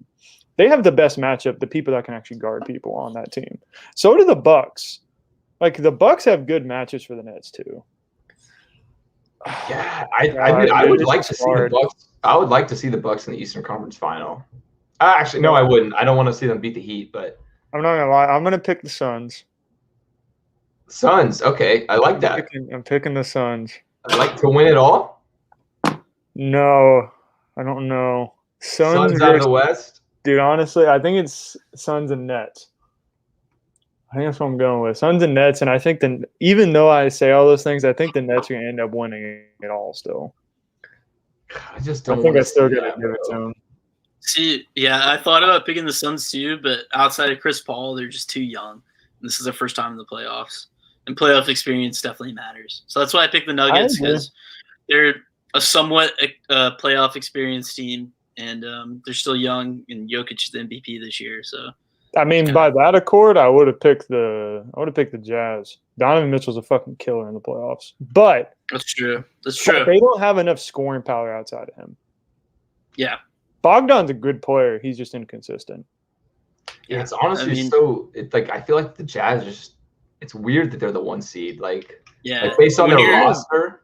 As a and total it's weird team, because they're a great team and they have what they have works, but like when you're one of your core players, like your big 3 players, your second best player in the roster is a defensive guy, then something's not adding up.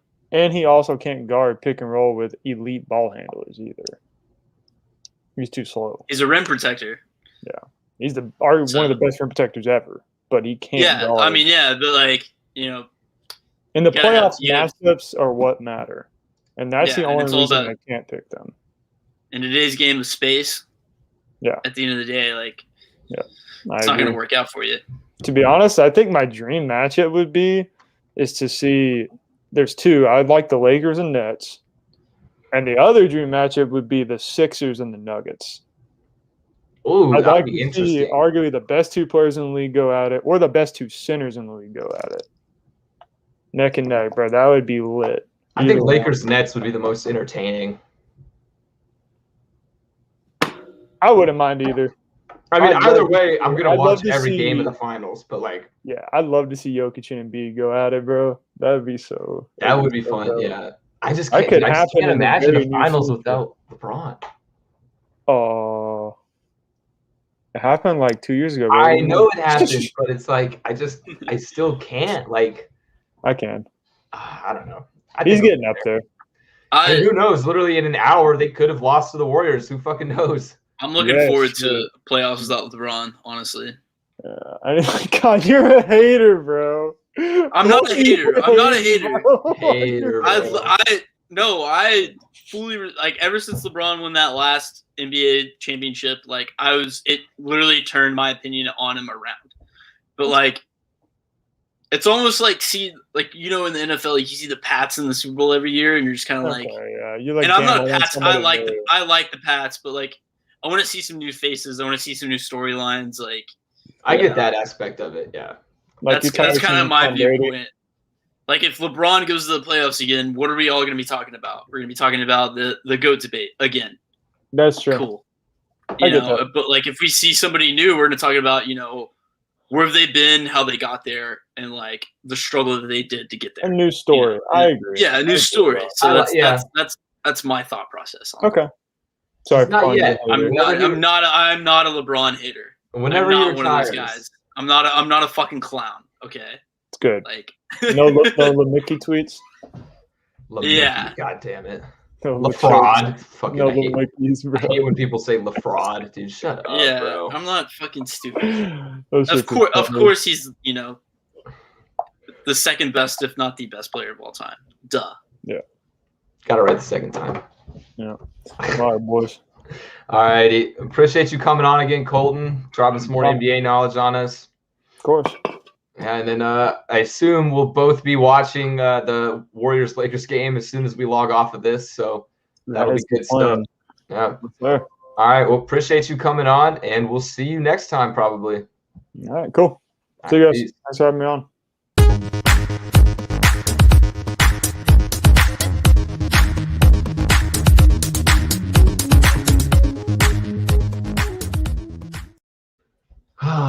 Well, that was fun. I'm fucking pissed.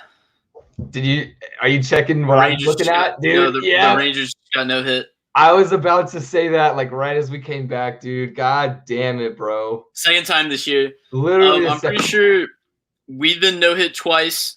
And the Mariners have been no hit twice. I know the Mariners was one of them. The Tigers got one on the Mariners recently.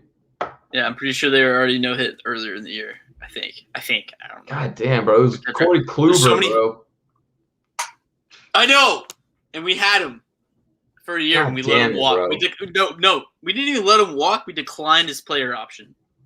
Fucking Jesus, dude. Man, that's frustrating. It wasn't even against. It doesn't make sense. Is whenever the Rangers played Garrett Cole a few days ago, they went off for 5 runs. Raked. Yeah, and like 3 home runs. What? Yeah, I don't understand, bro. Baseball's weird. Fuck it. I hate this. Fuck the Rangers. Let's go to love it or loathe it. Yeah. All right. If y'all don't know what love it or loathe it is, it's a segment we do every episode. Elijah and I take turns. We fire off random sports topics at one another. If we love it, we'll stop, talk about it for a little bit. If we loathe it, we'll just move on to the next one and try to get them done as fast as possible. This week, we don't have too many for you, but we'll see. Elijah, you go ahead and throw some at me real quick. All right. I got you. Also, Warriors are up by 6 right now in the first quarter. Not even worried. All right. Lathan the Kid umpire taking over TikTok. This is tough. I love and I loathe it. I love seeing the friendly content. If y'all don't know who Lathan the umpire is, it's this 5-6-year-old kid on TikTok. He's been going viral for his strikeout calls and whatnot. That's cool, but then I loathe it in the sense that, Jesus fuck, imagine being a 15-year-old kid in a competitive baseball game, and there's just some 5-year-old at umpire ruining your day with random strikeout calls. I don't know. That part I loathe. But moving on. Sorry. Yeah, I already know. I already know it's coming. Ohio State fires their football team's personal massage therapist after she was discovered to have had sex with multiple players. Thank God she didn't work at Clemson. Dude. That's fucking funny. No shit. Of course. Duh. Why'd you fire that poor lady? She was just doing her job. Right? I was going to say, I loathe this because fuck them for firing her, bro. How did she break any rules, bro? She was just living her life, getting dick. I mean, it's whatever. She fucked the football team. Okay, obviously, Ohio State is definitely the most non-frat fucking board of directors ever because they never watched Blue Mountain State. They didn't know the Cougar. It's like half of Blue Mountain State's success is based off fucking the Cougar. Yeah, that's the ritual, and she was their version of the Cougar, and that's a travesty that they got rid of her. And I feel for her, and she should start an OnlyFans paired with a GoFundMe because this is an American. Honestly, tragedy. we should donate. Yeah, donate. I would donate. Yeah, I support. Start the campaign. Start the campaign now. The official. Get that Ohio State massage therapist. Don't know her name, but she's a hero. All right, moving on. She's goddamn American. Goddamn American. Spencer Turnbull throws a no-hitter for the Tigers against Seattle for the 5th no-hitter in less than 2 months baseball. Well, this has already been updated as we've been talking. I love it because I always love no-hitters, but now I don't love it because there was just one that happened against the Rangers. So make that 6 no-hitters in 2 months, less than 2 months in baseball. I love seeing it, but I also loathe the fact that it's becoming so common. So, yeah. Joe Burrow's all systems go for a week 1 start this season. Absolutely love it. I was nervous. People were talking about sitting him for half of the season even, which would have been absolutely devastating. So, Joe Burrow, way to go, buddy. Proud of you for your therapy, whatever you did. Good job. Let's go, Bengals. Yeah, I'm shocked. Yeah, me too, honestly. Yeah, I'm terrified with that O-line. But, all right, moving on. I'm going to fire some over at you. So, this one is a little bit more personal to us because we go to TCU, but TCU has recently announced, among with other colleges, that they will go back to 100% capacity for all sporting events going forward. I love this. Sports are back. They're coming back. We're in the process. We're over the hump. We've done this pandemic thing together. Now we can finally start, taking off the masks and going to sporting events and being social again. So great. Also, South Carolina was another one of the schools that you mentioned. So pretty sure they're in the fall they're going to be all thing.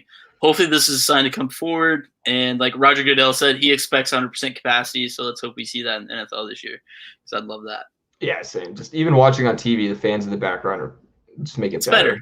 Yeah, it's better. All right. Jeff Passan calls Shohei Ohtani the next Babe Ruth. So this is real. Shohei's the real deal now. We can very much. He is like overhyped, kind of like the media sucks his dick for sure. But Jeff Passan's the best baseball writer right now in all of baseball. So I respect his opinion. This is big. So it's real. The hype is real. Yeah, I agree. He's also lead the leagues in home runs right now. So as a pitcher, which is fucking absurd. As a pitcher, yeah. All right. Next up, we got Jason Tatum. We talked about it a little bit, but Jason Tatum drops 50 points to lead the Celtics to an official playoff spot over the Wizards. Yeah, I love that. We already talked about it earlier. Yeah. All right. Longtime NBA announcer Marv Albert is retiring after this season. Loved it. I don't know who that is. What? Nah. Bro, I don't know who it is. Marv Albert, like Mike Greenberg, right? Bang. Yeah. Marv Albert. Is that his buddy? Like, yeah, I mean not his buddy, but like he's up there with Mike Greenberg. Like they're probably the two biggest NBA voices. I'm surprised he didn't know. Okay, well shit. I didn't know. I'm not like, was he a TNT? I think so. That's probably why. I'd always watch ESPN games just because like because I was never like a huge basketball guy. I've always kept up with it and played 2K every year and like watched Mavs games when I could. That's true. It is different, like watching all the games. Yeah. So I was never like a big TNT guy. Like I'd watch it during the playoffs, but I couldn't tell you. Makes sense. All right. Yeah, he's iconic. But yeah, I mean, I would loathe it because it's never any fun seeing a legend retire. But yeah. Yeah. So that's going to do it for this week's episode. I think this actually was the longest episode we've had to date. Probably, yeah. Yeah, anyway. So next week, we're going to be having, if you follow along with our blogs on our website, www.gtdsports.com, we will be having our, industry hockey expert, Alex Presser, come on. We're going to be talking about some NHL playoffs because I know I speak for myself when I say I am not educated enough in hockey to talk about the playoffs, but I can try. So we'll be doing that next week because that's going on, and probably a little bit more updates on the NBA playoffs and what's going on there. But yeah, we look forward to that. So thanks for listening. If you stayed this whole time, we appreciate it, and we'll see y'all next week.